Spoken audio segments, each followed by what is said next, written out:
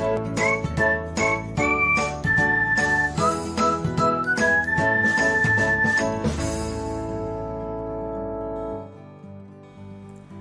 everyone, welcome back to another episode of Technologyglance.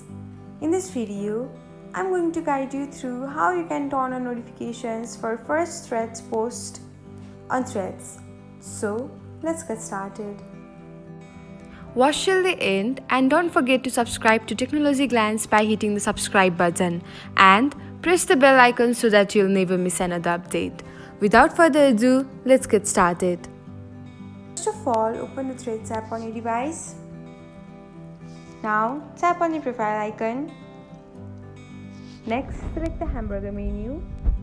After that, open notifications and then select Threads and replies. Here, scroll until you can find the first thread section. Beside from everyone, you can find a dot. Tap on it and that's it.